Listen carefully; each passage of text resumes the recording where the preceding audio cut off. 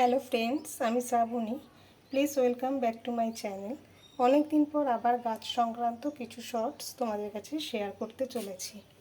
দেখো, এই অ্যাডেনিয়াম গাছটা কিনে এনেছিলাম প্রায় 3 মাস আগে। কিনে এনেই তোমাদের কাছে আমি দেখিয়েছিলাম কি কি গাছ কিনে এনেছি।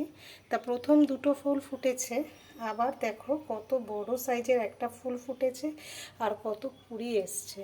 একটা, দুটো, মাঝখানে একটা ছোট্ট দেখা যাচ্ছে না, হয়তো তিনটে, আবার এই দিকে দেখো চারটে কুড়ি এসছে। তা এই অ্যাডেনিয়াম গাছে কিন্তু সেরকম কোনো যত্ন লাগে না। আমি শুধু কলার খোসা ভেজানো জলটা খুব ব্যবহার করি, কিন্তু আমাদের এখানে প্রায় 1 মাস টানা বৃষ্টি হওয়ায় আমি লিকুইড সারও কোনো দিতে পারিনি, শুধু বৃষ্টির জলই এরা পেয়েছে। আর মাটির মিডিয়াটা কিভাবে তৈরি করতে হয় তোমরা তো আমার চেয়ে সবাই বেশি এক্সপার্ট, বেশি ভালো জানো। আমিও সেই একই অনুপাতে মাটির মিডিয়া তৈরি করেছি। তবে ফুল বেশি পেতে চাইলে তোমাদের প্রত্যেককে পটাশের ব্যবহার বেশি করতে হবে। মানে পটাশের ঘাটতি হলে কিন্তু ফুল গাছে কম আসবে। তাই আমি কোনো রাসায়নিক পটাশ ব্যবহার করি না। কলার খোসা ভেজানো জলটা সপ্তাহে প্রতিদিন এবং ব্যবহার করেছি আমি। আর এই বৃষ্টির পর প্রায় 1 মাস বৃষ্টি চললো, আজকে একটু রোদ উঠেছে, তাও আবার আকাশে মেঘ আছে।